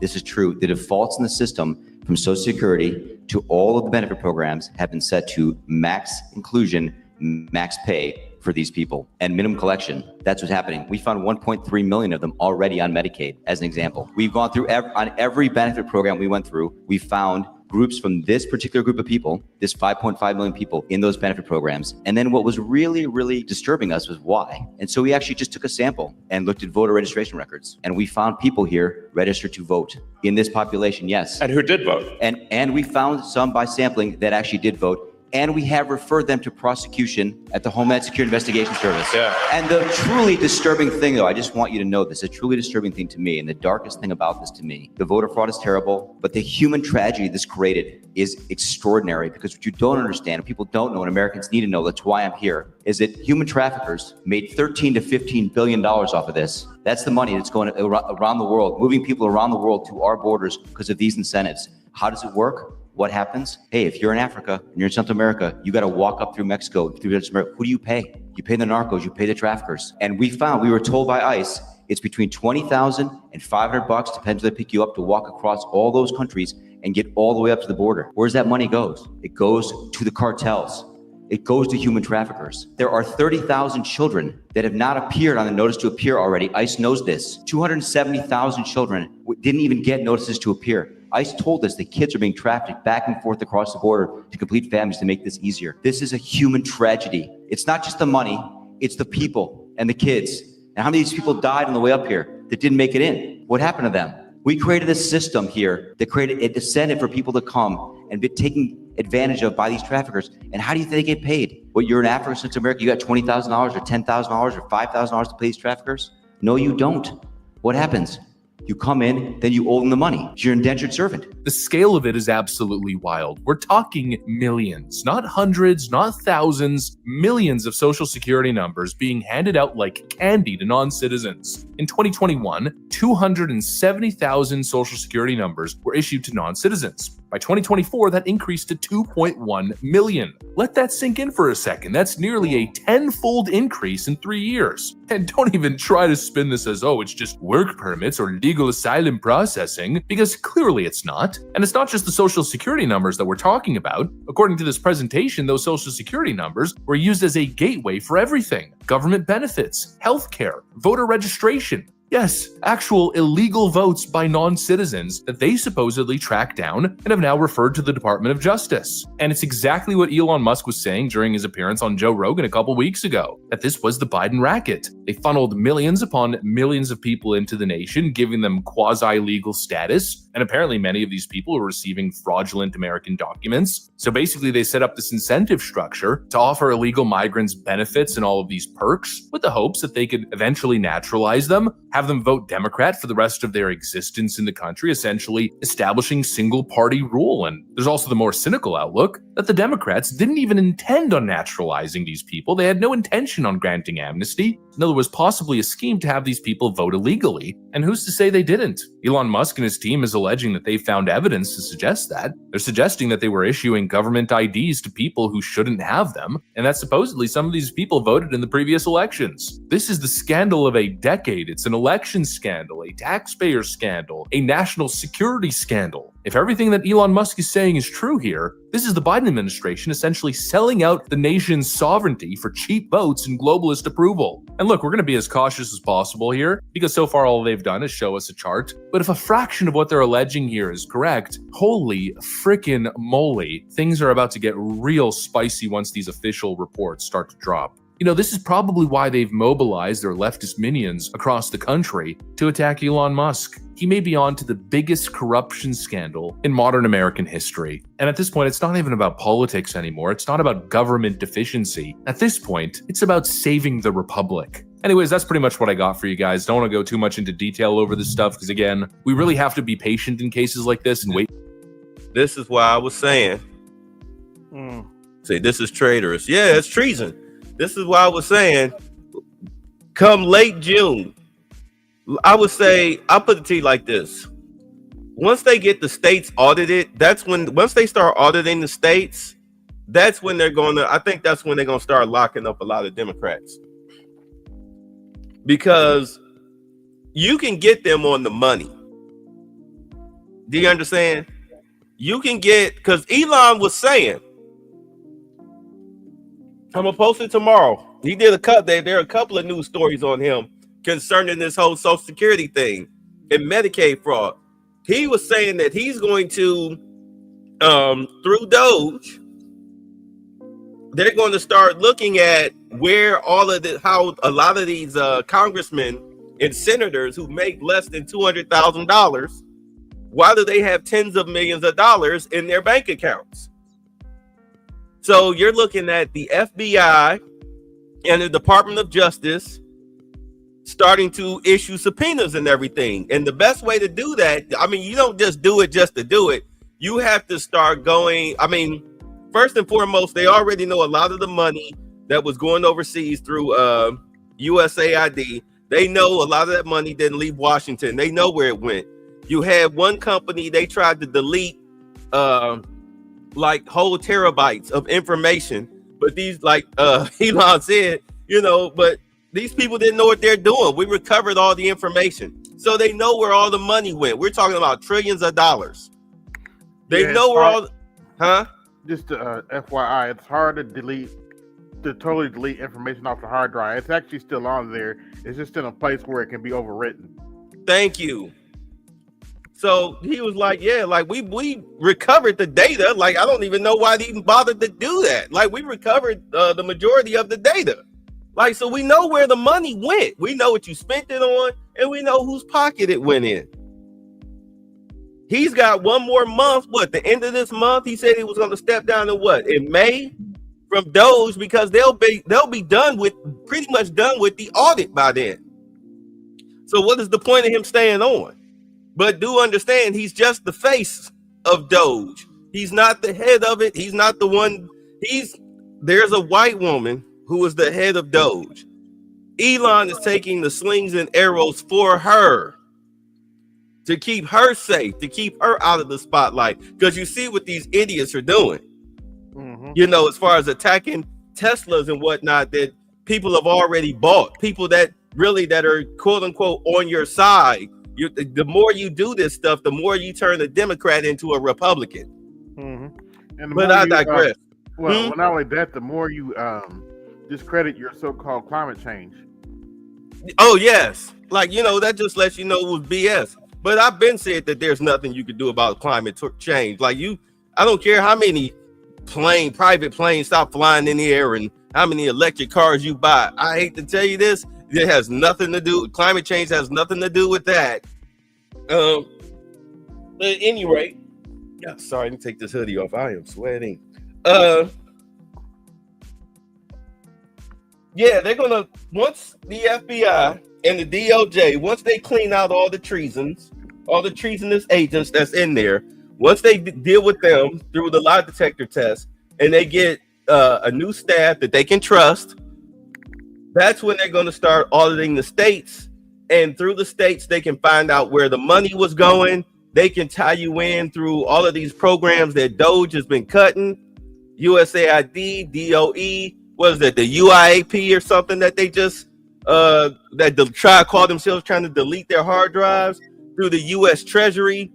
They can go, I mean, they're going to pick and choose who they go after. Let's just be honest. You can't go after everybody, but they're going to pick and choose who they go after. But people like AOC, Jasmine Crockett, Ilhan Omar, Issa Presley, Chuck Schumer, Nancy Pelosi, you know, you say liberal district attorneys. Yeah, all of these people, they're going to get them. They're going to nail all of them. They're going to nail all of them. You're going to see a lot of Democrats on trial probably before the end of the year. Yes. Did you hear the latest with Ratchet Crotchet? What did this moron do now? She went after Byron Donald's wife. Oh yeah, I heard about that. She did that interview on the Breakfast Club months ago. But my thing is, you know, you such a hypocrite. First and foremost, don't no white man want your little pudgy fat ass. And secondly, AOC got a white husband. Yeah, who was that? Kamala Harris got a white husband. Ilhan Omar got a white husband. You know, all these women of color, or black women, whatever the hell you want to call them, they all laid up with all these white men while they run around talking about racism and whatnot. Like, you sound very, very silly and stupid. But she insulted all of them. She even insulted Don Lemonade. You know what I'm saying? Let's just be honest. You mean lemon juice? Yeah, she insulted a lot of people who are in mixed race relationships. But then again, some of these people need to be insulted because, you know, how you gonna sit up here and be hollering, yelling, screaming, talking about all white folks is racist and all that, but you sitting up here getting your Dear White People, the movie on. And for those of y'all who never saw the movie, the girl, Maya Angelou, Toni Morrison, Swirlers, in the movie, the black girl, the light-skinned black girl, which was really not even a light-skinned black girl, it was played by who was the chick that was in Thor that played Valkyrie? You know what I'm talking about, the brown-skinned chick. I can't think of her name. Yeah, but no, that's not Clarissa Thompson. That's the basketball sports chick. But at any rate, she's sitting up here claiming to be Miss Pro-Blackity Black. The dark-skinned guy was, you know, he was claiming to be Pro-Blackity Black too, trying to chase after the draws. But come to find out, in secret, she was sleeping with a Brad. Tessa Thompson. Thank you, Link. Tessa Thompson. Thank you, Farrah. Yeah, Tessa Thompson. Yeah, she's sitting up here sleeping with this dude on the slide, and then he busted her out. And then at the end of the movie, after they did like a typical violent protest, the dean called her in the office and said, yo, either you can, you know, calm the hell down, or you can get suspended, expelled and will press charges on you. So she decided to run off and be with the white boy. Who she wanted to be with anyway. Huh? I'm about to step down. All right. Appreciate you being up. But I'll catch y'all later. All right. Peace. Yeah, just wild. This wild stuff. Like, so, but Jasmine, I mean, yeah, she assaulted the reporter. Nothing's really going to come out of that. It'll be another letter in her jacket and another black mark. And Jibba, you asked something about this. What is it? The April 5th protest? I have no idea what the hell that is. I've seen black people on TikTok talking about we sitting this one out. Like, we got nothing to do with that. My thing is this. You are associating with psychopaths. You're associating with people who promote pedophiles, trans people, men and women's locker rooms, these sexual deviants, these criminals, these illegal gang members. You hear all about the stuff that they do. All right. They don't give a damn about you. They don't never talk about you. They never talk about you, black man. And the only time they talk about the black woman, they push Jasmine Crockett to the center. Do you understand? You are a joke to them. You are a lapdog puppy. When you watched 12 Years a Slave, what was the other movie? Well, yeah, that one too. But what was the one that your boy made, the $10 million budget movie? Birth of a Nation. When you watch Birth of a Nation, yeah. When you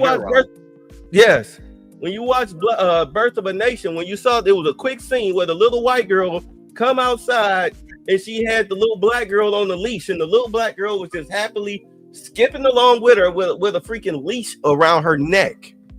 Nothing's changed but the date and technology. But the mentality is always there. But do understand, slave masters were Democrats. We used to call them Dixiecrats. They just changed their names when they went national because the U.S. expanded and had more territory. So they changed their name to the Democrats. They've never done anything for you. You know what they've done for you? They've destroyed you as a people. If you're sitting up here, let me explain it to you. You're sitting up here watching and talking about how these black chicks ain't worth a damn and all of this stuff, but you can't figure out why. They're the reason why. It wasn't the Republicans. Everything good that black people got in this country when it came to the laws was because of the Republicans. You say 29, 25, 20. Okay, I think you meant to make 2025. The leash is in the lace front, right? Like, please, like the right to vote, the right to bear arms, the right to own property, affirmative action, which the Democrats took away. All of the good progress that you were making, even affirmative action, not affirmative action, help me out. Integration was a Republican thing. Welfare was supposed to have been a temporary situation because a lot of black people were out of work because of what was going on with the civil rights era, but it stuck. That's why when the 80s and 90s came, or the 90s or whatever, this is when Clinton was trying to get, well, actually, who was the president before Clinton? Bush was trying to get black women off the welfare rolls. This is why they were handing out scholarships for breakfast, lunch, and dinner, and in between meal snacks for a female. All you needed was a C average. And you could go to school, full ride, partial ride, 1/4 of a ride, whatever, because they wanted them to get an education and get off the welfare rolls. But it had done so much damage, so many lazy black females saw it as a way away from your black ass. EPA 88, yes, they saw it as a way to get away from you because you were the ones that were holding them accountable. You have to understand the damage that slavery has done. Slavery made black women not responsible or latched to the black man. They wanted that white man's ice. It was colder. But with that also, say it. One, they're not our women. Two, true. When you like, and I give BGS the ultimate props when he said this. African Americans are not organic people. We are a fucking amalgamation of different fucking tribes with different customs and religions that were forced together, traumatized by slavery, and then when we had our freedom, we were forced to be together out of the circumstances of survival. And unfortunately, you had a bunch of men and women that were not from the same culture, but we were from the environment of the same trauma. And unfortunately, we didn't mesh together. And at the first sign of separation, this when it's, people are separating. And Allah, this is why you got the situation that you have now. Do I make any? Do I make sense? Yeah, people do.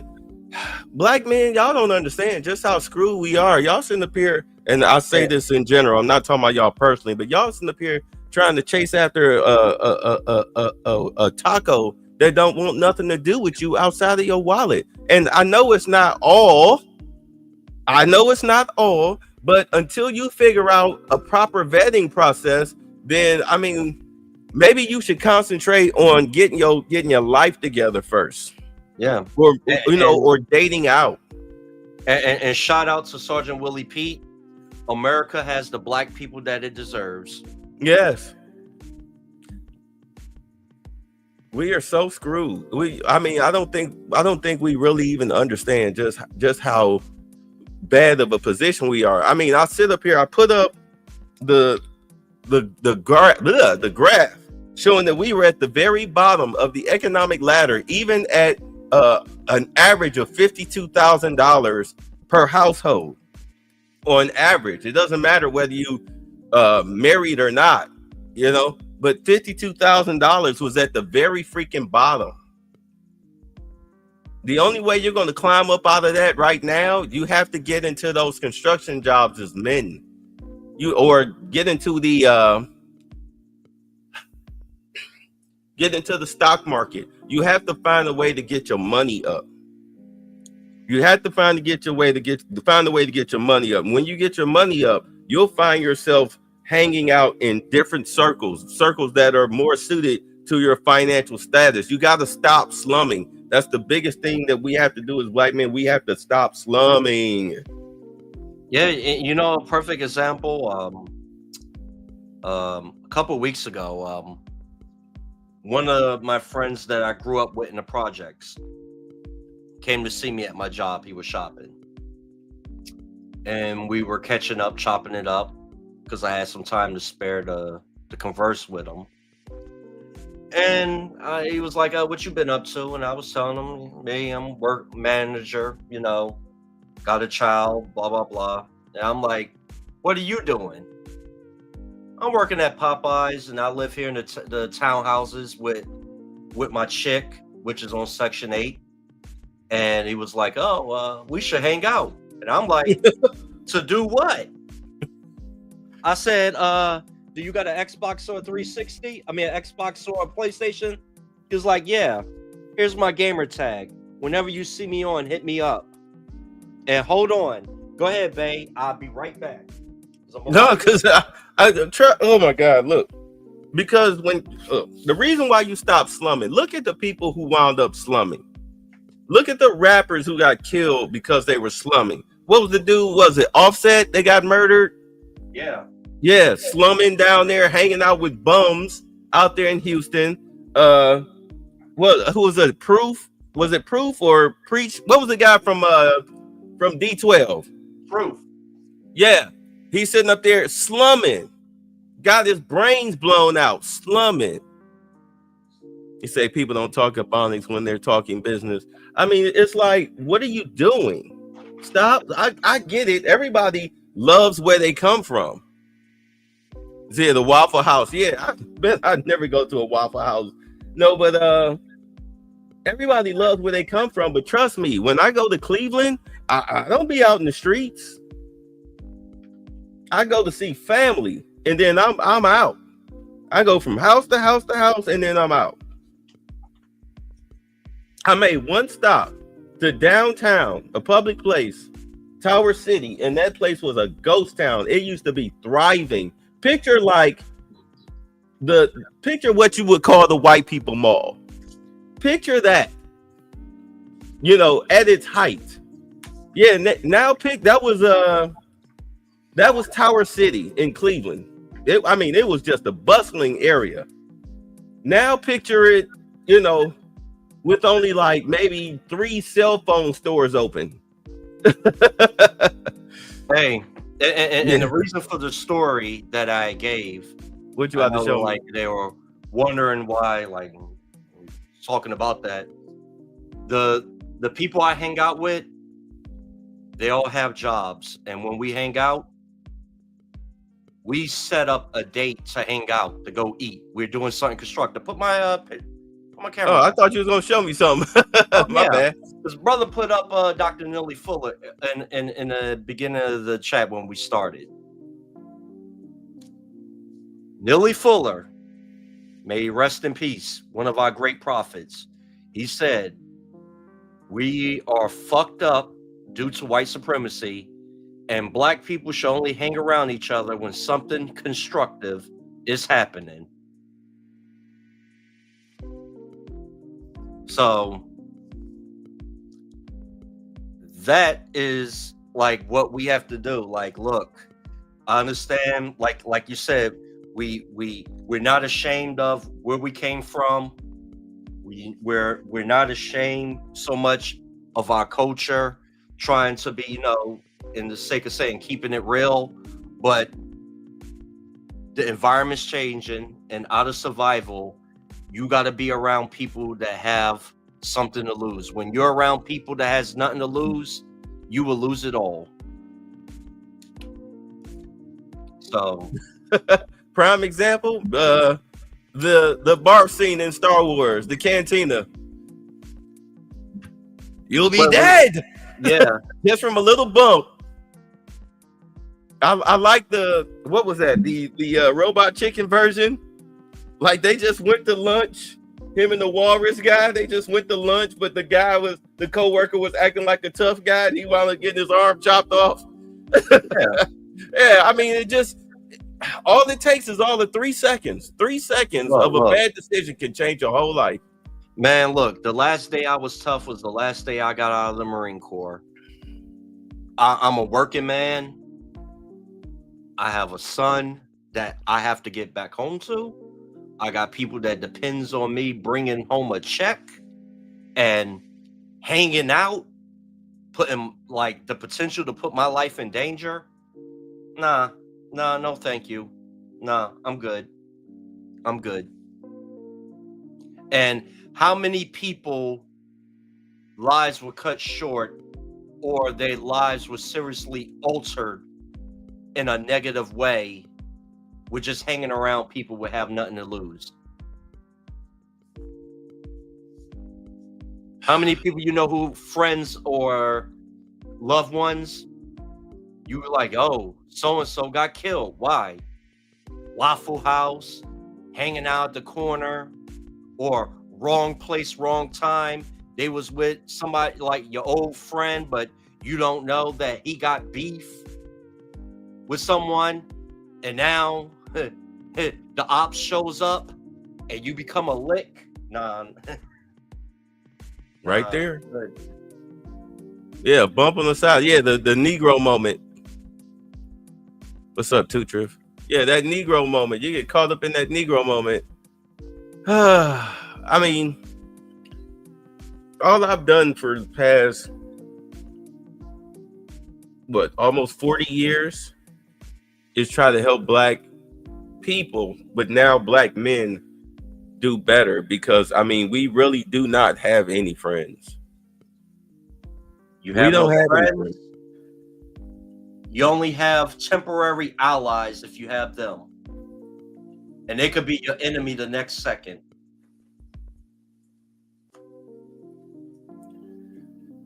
Well, with that said, that's a very depressing statement to make, but it's true. Yeah. With that said, for those that came in, just to recap, stay away from Democratic media. Get it from the source. Get it either from Forbes or the White House. Watch the full interviews. You see these interviews on CNN when they be having these Republican leaders or whatnot. They wind up getting called out on their BS. You know, it turns into a shouting match. That's why I like watching Scott Jennings on when he'd be on the Abby Phillips show, which really isn't even her show, because without him, do she have a show? No, she doesn't.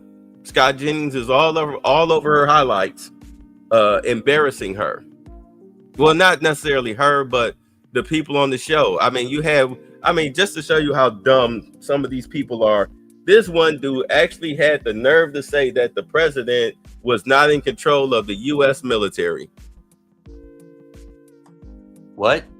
Yeah. Yeah. Let me see. Hold on. We got a few minutes. Let me see if I can find it. Let's see.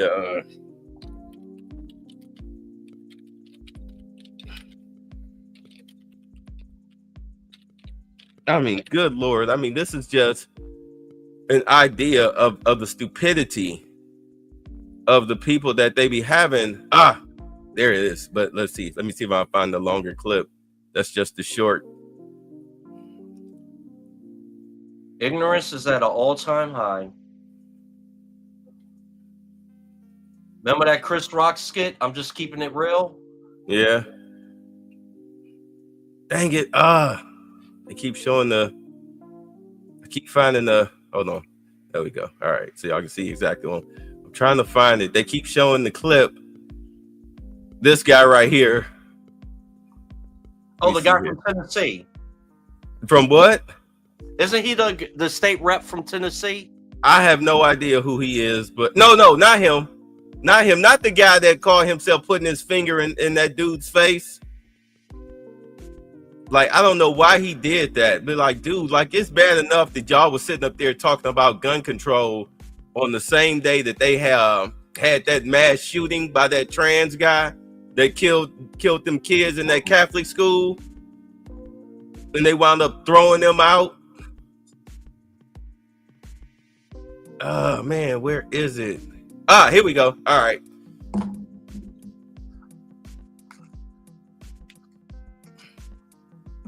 Feel from the Doge is not about cutting money, right? It's not about spending. It's about shrinking government so that it'll be too small to stop Trump with whatever else is in this plan. Why would the government stop Trump? Isn't he the head of the government? You're saying the government would be too small to stop Trump. If Trump's the president, why would the bureaucracy be actively trying to stop him? Because they want to shredding the Constitution and creating an authoritarian dictatorship. That's why. And no matter who is in office, I'm going to hold them accountable. But more importantly, I'm going to make sure the government is working for the American people. Both of you all made an interesting point, which is that your view is that Trump is shredding the Constitution. I'd like to hear more about that. But that it seems to me that you all both believe that the unelected part of our government, the bureaucracy, has a responsibility to resist the political leadership. Is that your view? That's not actually That's what not we at all said. We what I said they said. are Yeah, it is. upholding the Constitution, the principles of the Constitution, and at times How that we is have Trump seen. shredding the Constitution? My God, he's like. I mean, seriously, do we have to give you a civics lesson that we have? I don't know. We put all power in the executive How is branch, holding the the legislative branch, the FBI. Now we're in control of the military, silencing media. This is what you do in a dictatorship. Are you suggesting that the president is not the commander in chief of the military? I'm suggesting that the president is going to put in charge somebody who is going to contravene the Constitution. And at some near point, This conversation will look very silly for you because it will be obvious. And right now, you're gaslighting. When we get to the actual rubber of the road of this, it will be clear. I'm interested in this conversation. He's going to put someone in charge who will contravene the Constitution. Like who? Oh, God. What do you mean by that? The president is in charge of the military, is he not? You moron. You said he's going to put someone in charge. You see the look on his face? Yeah, Watch this. Watch the look on his face when he said that. Because, I mean, it was like brain fart. Put someone in charge who will contravene the Constitution. Like who? What do you mean by that? Moron. The president is in charge of the military, is he not? You said he's going to put someone in charge of the military. The president is in charge of the military. That is how it works. This is important conversation. Yeah, I mean, I'm that's why I'm letting you have it. Yeah, I mean, I think it is important because there is this perception that Trump does want to push the boundaries of what is in his constitutional lane. And his staff secretary said that apparently he signed an executive order saying that only he and the attorney general get to say what the law is. So that's the type of thing that I think that Trump has said that has caused people to question, what does he mean by that? I don't think he has done anything in the first month that is outside the bounds of the power vested in him by the Constitution. He was elected president. We, according to the Constitution, vest all executive authority in a president. And the concept that the military should be an independent agency or that the bureaucracy should resist the political leadership of this government is extraordinarily dangerous. That is what you said. Can I say something? Go ahead, because that's exactly what he said. You could tell that people didn't pay attention in school. I mean, this is fifth grade education. You got the executive, the judicial, and the legislative. And they all work together and they are all equal. Like, besides the executive orders, the Congress and the Senate is what they write the laws. They're the lawmakers. And if the president does something that is unconstitutional, they could evoke, I think it's the 25th Amendment, whatever amendment that is, that they could kick his butt out. I mean, for Christ's sake, I mean, and first of all, nobody can become a senator, a congressman, or president if they're not elected by the people. The president is the commander-in-chief of the military. And you had put up Obama fired and installed woke commanders, and Trump is firing, put that back up, firing those woke commanders. Let me tell you something. You're absolutely right. No, go up, not down. See, because me and Charles was talking about this in the stream like last month. Okay. By constitutional law, the highest rank you can achieve as an officer in the military is lieutenant general. That's 3 stars. 4-star general is a political position, just like how, so you equate it to a local level, how your chief of police and your fire chief, those are political positions. Like the mayor would appoint a police chief that his ideological views coincide with the mayor. And likewise with generals. Presidents are going to put 4-star generals in positions where their military worldview coincides with the president. Just for argument's sake, when I was in the Marine Corps, George W. Bush was the president. His Joint Chief of Staff was Marine General Pete Pace. And Pete Pace was a hardcore evangelical Christian. And when Obama became president, he fired over 100 generals. That's his right as a president. And when Trump became president, it was his right as president to fire those generals, because those positions are really, they're temporarily, they're only they length of service is really when the president, his term of service. So when that president term is up, a lot of those generals know that they're going to be fired. 4-star general is a political position. You know what killed me though? There was one Democratic senator. She was questioning Pete Hegseth. She wanted to know if there was an order that Trump would give that he would ignore. And I mean, in so many words, she was asking him if he would form a coup against the president. In so many words. It was kind of a trick question. She did it slick, but I think what she was trying to ask is, would you ignore an order that would contradict the Constitution? Because although Pete Hegseth, he works for the president, but his job is to protect the Constitution. Just like when I enlisted in the Marine Corps, my oath was to the Constitution to protect this country from enemies, foreign and domestic. She was trying to insinuate that, that Trump is a domestic terrorist, and if he would have did anything that would be contradictory to the Constitution, whose side would he be on? The Constitution side or Donald Trump? Who was his allegiance to? This from people who tried to kill him. Yeah. If I was Pete Hegseth, my answer would have been, hey, look, I'm here to follow orders. I'm not here to question the morality of the president. I'm here to follow freaking orders. Hey, you know what? Hey, Bay, can you take that little Trump picture off?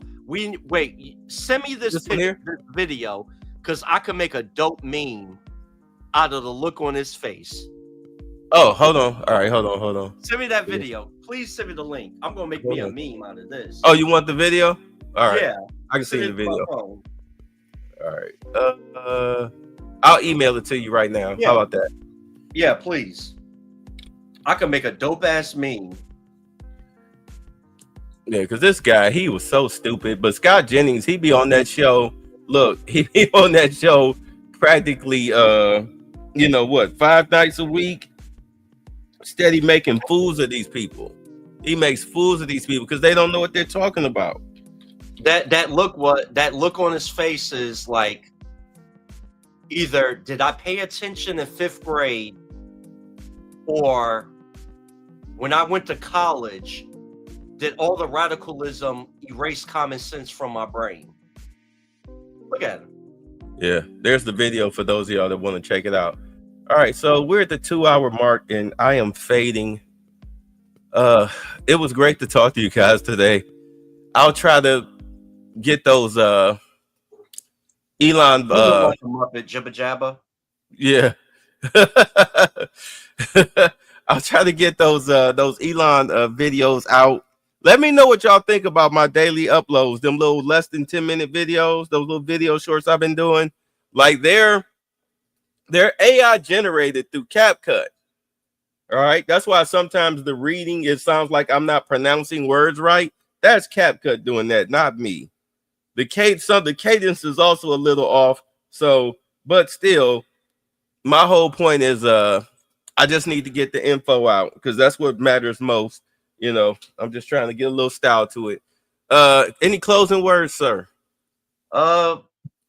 Everybody that's listening or will be listening, be kind to others, but first and foremost, be kind to yourself first and foremost. If you don't take care of yourself, how can you take care of others? I'm done.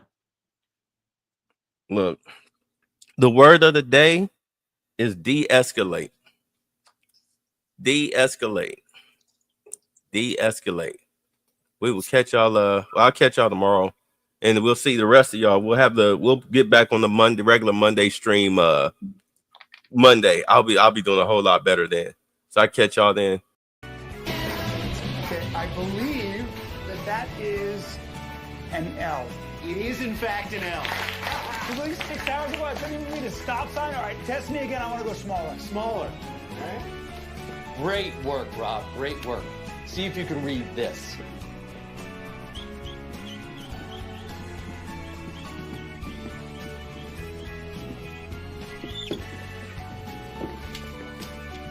you're fired. And in case your ears are fucked, get the fuck out! And the next person I see juggling, tap dancing, or baton twirling, or doing any other circus-like tricks will join him, all right? One strike policy applies. Now get back to work. God damn, that felt good.